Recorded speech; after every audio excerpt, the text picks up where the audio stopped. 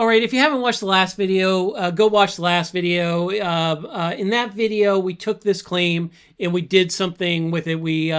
In this case, we have a Harvard professor claiming that a comet isn't really a comet, but might potentially, by some percentage probability, be some piece of alien technology, hostile alien technology, that is like hurtling into our solar system. So this comet is from outside the solar system. It's actually the third interstellar object that we have tracked entering the solar system. When we took, though, the reasons that Avi Loeb said it was possibly alien technology, and we pumped that back in, we got a well-sourced list of reasons why those were not good evidence that the comet was hostile technology, right? You got to go back. You got to watch that. I can't explain the whole thing. But one of the things I'm doing, since no one's watching these anyway, and I'm kind of just doing them for me at this point, I get to determine how I'm doing these. And one of the things I'm going to do is take each example and run through it in a couple different ways. Partially because it's hard to find examples. And if I was just burning through an example a day, I'd have to find like 365 examples or something. And I'm not going to do that. But part of it because my main goal here is to set people up to teach these in a class if they want to teach them. And one of the things I know from teaching these things is if you're getting up in front of students, you're going to want to see this work through on a number of different angles so that you feel like you're prepared to go up in front of students and see the multiple different ways that you can run an exercise like this. So let's throw this in again. I don't really prepare what I'm going to talk about for each of these. I kind of just see what the luck of the draw is in terms of what the AI feeds us back, because it very often feeds us back something different. Here, it seems like something similar to what we got last time, but notice I don't think we had this nuclear-powered piece last time. I don't think we had this source of the wow signal last time. I'm going to do something else, though. This here says some astronomers, like Oxford's Chris Lintott, describe Loeb's hypotheses as nonsense on stilts, noting that given enough objects and data points, one is bound to find some like statistical coincidences. I think that's probably a good point. Like everything, right? Everything is abnormal, since not everything is identical, right? Not everything is absolutely identical. Everything is abnormal on one or two dimensions. And so I think that's what this person is saying. I want to know, though, where this came from. Actually, I think it might come from one of these, but I'm lazy. So I'm going to do this. I'm going to feed it back in.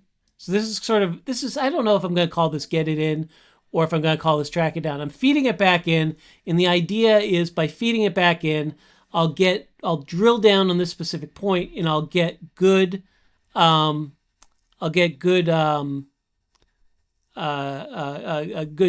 sights on it. So this says we get more detail here.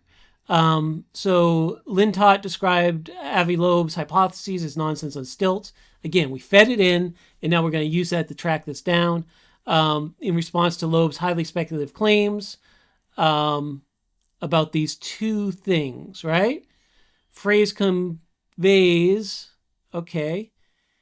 And so we're going to see a lot of times these links here run top to bottom, sort of in the order of the stuff presented. So I'm going to see if it's here. And USA Today.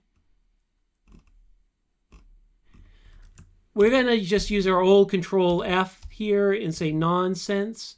Okay, nonsense on stilts. Any suggestion that it's artificial is nonsense on stilts and an insult to the exciting work going on to understand this object, said Chris Lintott, an astronomer at the University of Oxford, who was part of the team that simulated the galactic origins of 3I Atlas. And there's a link here, which might be to Chris Lintott. But we can get to, that's a quote that seems to have been offered to USA Today. I haven't completely verified that, but we can get a little more about Chris Lintott here and what Chris Lintott does. We do see that his work is trying to understand the properties of interstellar objects passing through the solar system, which seems highly relevant to what we're looking at, right? None of this solves the thing one way or another, but you see what we're trying to do here. When we track it down, we get to the source. We're able to evaluate who Chris Lintott is. We're able to make sure that this phrase, for example, is something he is saying about 3i Atlas, as well as maybe other stuff. Oh, he told Live Science. You know what? Let's I'm just gonna do this. See if we get that Live Science article. Do we have the Live Science article?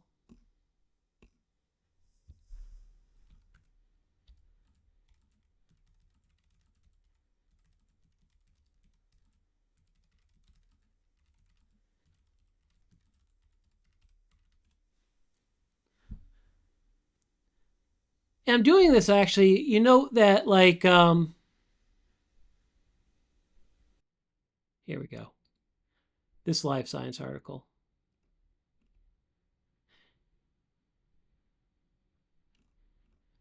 Lintott.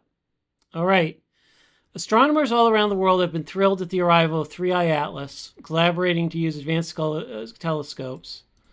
Any suggestion, so he told this to Live Science in an email, any suggestion that it's artificial is nonsense on stilts, an insult in the work going on.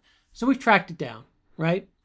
Did it take a little here and there? Did we have to did we make a couple missteps? Yeah, we did. Like, this is freaking work. You're going to have to work. You're going to have to think. I don't understand where people get this idea that, if AI assisted search isn't a perfect answer machine, that it's worthless. You had to work with search results. You're going to have to work with this. It's similar, but it's a little bit different. And I don't know, suck it up. Do it. I'm tired of arguing with people that say, oh my gosh, did you see you had to make a decision there? Yeah, you had to freaking make a decision. Like, what are we even talking about here? We actually looked at this. We fed it back in. We're able to relatively efficiently get to the source here.